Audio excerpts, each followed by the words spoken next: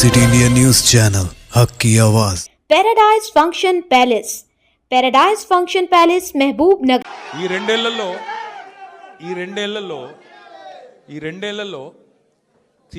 తీవ్రంగా ఈ రెండేళ్లే కాదు దాదాపు గత 7-8 ఏళ్లుగా తీవ్రమైన క్యారెక్టర్ అసాసినేషన్ ఎఫర్ట్ నా మీద, వ్యక్తిత్వ హననం. అంటే ఒక కుక్కను చంపే ముందు పిచ్చి కుక్కను ముద్రేయాలని ప్రయత్నం చేస్తారు కదా, నేనేదో డ్రగ్స్ తీసుకుంటానని, నాకేదో హీరోయిన్లతో సంబంధాలు ఉన్నాయని లేని దిక్కుమాలిన వార్తలు రాసి నన్ను క్షోభకు గురి చేయడమే కాకుండా నా కుటుంబ సభ్యుల్ని, నా పిల్లల్ని, నా వాళ్ళు అనుకునే వాళ్ళందరినీ విపరీతమైన క్షోభకు గురి చేశారు. అయినా కూడా ఎన్నడూ బాధపడలేదు, బయటకు వచ్చి వేరే వాళ్ళలాగా దొంగ ఏడుపులు ఏడవలేదు. నేను నిబద్ధతతో పనిచేసిన నాయకుని కాబట్టి ఎవరికి భయపడకుండా 2 ఏళ్లుగా తలవంచకుండా పోరాటం చేస్తూ ఉన్నాను. ఇవాళ నేను ఏదో టెలిఫోన్ ట్యాపింగ్లో ఏదో విచారణ క్రమాన్ని పిలిచారు, బరాబర్ పోతాం, పోయి అడుగుతా. ఏమడుగుతా? ఏం తప్పు చేసింది మా ప్రభుత్వం అని అడుగుతా, ఎక్కడ తప్పు జరిగింది అని అడుగుతా. ఇవాళ వారు సమాధానాలు చెప్పాలి నాకు. గత 2 ఏళ్లుగా ఈ ఫోన్ ట్యాపింగ్ పేరిట ఒక డైలీ సీరియల్ మాదిరిగా, అంతులేని కథ మాదిరిగా లీకుల రూపంలో ఏదైతే మా వ్యక్తిత్వ హననం జరుగుతుందో దానికి బాధ్యులు ఎవరు అని అడుగుతా. ఎవరో హీరోయిన్ల ఫోన్లు ట్యాప్ అయినాయని మీరే ఒక 2 నెలలు నడిపిస్తారు డ్రామా. పోలీసు వాళ్ళు, కాంగ్రెస్ పార్టీ వాళ్ళు మీరే లీకులు ఇస్తారు, మీరే రాయిస్తారు, మీరే మళ్ళీ మీదికెళ్ళి మా వ్యక్తిత్వ హననం చేసే ప్రయత్నం చేస్తారు. ఇక వీళ్ళని బెదిరించిందట, వాళ్ళని బెదిరించిందట అని మీరే రాపిస్తారు 2 నెలలు. మళ్ళీ 3వ నెలలో మీరే రాపిస్తారు. ఏ హీరోయిన్ల ఫోన్ ట్యాప్ కాలేదు, ఎవరిది కాలేదు, అంతా బోగస్, ఇన్ని రోజులు మేము చెప్పిందంతా తూచ్ అని చెప్పి మళ్ళీ మీరే రాయిస్తారు. మరి నా పరువుకి, నా ప్రతిష్టకు కలిగిన నష్టానికి ఎవడు బాధ్యుడు? రేవంత్ రెడ్డి బాధ్యుడా? ఈ లీకులు ఇచ్చిన పోలీసు వాళ్ళు బాధ్యులా? రాసిన మీడియా వాళ్ళు బాధ్యులా? నేను అడుగుతా. అట్లా ఇంకో మాట కూడా నేను అడుగుతా. ఈరోజు ఇవాళ మీరు ఏ అధికారి అయినా, ఈ రాష్ట్రంలో పోలీస్ అధికారి ఈరోజు రాష్ట్రంలో ఫోన్లు ట్యాప్ జరగడం లేదు అని చెప్తాడా? ముందుకొచ్చి మీ కెమెరా ముందుకొచ్చి చెప్పే ఒక్క పోలీసుడు ఉన్నాడా? డీజీపీ శివధర్ రెడ్డి ముందుకు వస్తాడా? ఐజీ ఇంటెలిజెన్స్ ముందుకు వస్తాడా? కమిషనర్ సజ్జరాన్ ముందుకు వస్తాడా? వాళ్ళకి తెలుసు, పోలీసు వాళ్ళకు భారతదేశంలో స్వాతంత్రం వచ్చిన తర్వాత ఆనాటి నుంచి ఈనాటి వరకు, నెహ్రూ గారి టైం నుంచి ఈరోజు మోడీ గారి టైం దాకా గూఢాచారి వ్యవస్థలు ఎప్పటికప్పుడు పనిచేస్తూనే ఉంటాయి.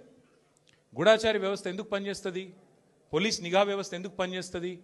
ఎవరన్నా ప్రభుత్వాలను అస్థిరపరిచే కుట్ర చేసినా, దేశంలో శాంతి భద్రతల సమస్య తలెత్తే విధంగా వ్యవహారం చేసినా, లా అండ్ ఆర్డర్ ఇష్యూ వచ్చే విధంగా ఏమైనా అపభ్రష్టపు పనులు చేసినా వాటిని నిరోధించడానికి డెఫినెట్గా పోలీస్ వ్యవస్థ తన పని తాను చేసుకుంటూ పోతుంది. 2015లో మన తెలంగాణ రాష్ట్రం ఏర్పడ్డ తొలినాళ్లలో మా ఎమ్మెల్యే గారిని ఒకరిని కొనడానికి ఒక దొంగ 50 లక్షల రూపాయల బ్యాగ్తో వచ్చి దొరికిండు. దొరికిన తర్వాత ఆ దొంగ మీద ఏమైనా నిఘా పెట్టినరేమో పోలీసులు, మాకేం తెలుసు, మాకేం సంబంధం? పోలీసులు దొంగలు, వాళ్ళకు సంబంధం ఉంటుంది, మాకేం సంబంధం మధ్యలో రాజకీయ నాయకత్వానికి? ఇవాళ వాస్తవం ఏంది? 2015లో ఏ దొంగనైతే దొరికిండో 50 లక్షల రూపాయలతో అడ్డంగా రాష్ట్రం మొత్తం చూస్తుండగా ఆ దొంగ ముఖ్యమంత్రి అయి కూర్చున్నాడు. ఆ దొంగకి ఏమనిపిస్తున్నది? మిగతా వాళ్ళు కూడా నా లెక్కనే రాజకీయ నాయకులందరూ దొంగ పనులు చేస్తారు, మిగతా వాళ్ళు కూడా నాలాగనే బురద అంటియాలి, వాళ్ళను బదనాం చేయాలి. అందుకే ఏం చేస్తున్నాడు? విచారణ పేరిట ఆదేశాలు జారీ చేస్తాడు. తప్పు చేసినోడు భయపడతాడు, తప్పు చేయనోళ్ళు ఎవరికి భయపడాడు. రేవంత్ రెడ్డి కాదు, వాని జేజమ్మకు కూడా భయపడే సమస్య లేదు. ముమ్మాటికి ఒకటి మాత్రం పక్కా, ఈ కేసు ఇంతటితో మేము వదిలిపెట్టాం. నా క్యారెక్టర్ అసాసినేషన్కి బాధ్యులైన రేవంత్ రెడ్డిని, ఆయన తొత్తులుగా పనిచేస్తున్న పోలీసులు కొంతమంది, అందరినీ కాదు, కొంతమంది పోలీసులు ఎవరైతున్నారో ఆయన తొత్తులుగా, ఆయన అడుగులకు మడుగులతో పనిచేస్తున్నారో వాళ్ళని నేను కూడా వదిలిపెట్టను. ఎందుకు వదిలిపెట్టను? ఎందుకంటే నా వ్యక్తిత్వం హననం చేస్తూ ఉన్నారు. లేని లింకులు అంటగట్టి, లేని రంకులు అంటగట్టి, నాకు ఇష్టం ఉన్నట్టు ఎవరెవరో యాక్టర్లకు లింకులు పెట్టి చిల్లర రాజకీయం ఏదైతే చేస్తున్నారో ఈ విషయంలో నేను మాత్రం వదిలిపెట్టను. మీరేదో ఇవాళ ముఖ్యమంత్రి హార్వర్డ్కి పోయిండు, ఆడ వచ్చిరాని ఇంగ్లీష్లో ఏం నేర్చుకుంటుండో ఏం వచ్చిండో కానీ ఆయన వచ్చే వరకు టైంపాస్ చేద్దాము అని చెప్పి మీరు డ్రామా చేస్తున్నారు, మాకు తెలుసు. ధారావాహికలాగా నడుపుతా ఉన్నారు, మాకేం ఇబ్బంది లేదు. మీరు ఎన్నిసార్లు పిలిచినా వస్తాం, ఎందుకంటే చట్టాన్ని గౌరవించే పౌరులం, తప్పకుండా వస్తాం. మేము తప్పు చేయలేదన్న మాటనే చెప్తాము.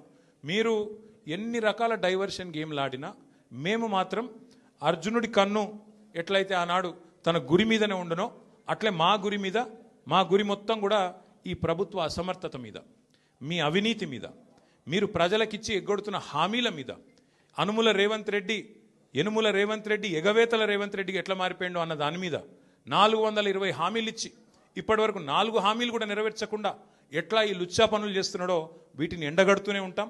100% వదిలిపెట్టకుండా ప్రాణం పోయేదాకా పోరాడుతూనే ఉంటాం. ఎవరికి భయపడకుండా, ఎవరికి తలవంచకుండా నిఖార్సైన తెలంగాణ బిడ్డలుగా, కేసీఆర్ గారి సైనికులుగా, కేసీఆర్ గారిని తిరిగి ముఖ్యమంత్రి చేసేదాకా మేమందరం కలిసికట్టుగా పనిచేస్తూ ఉంటామని చెప్పి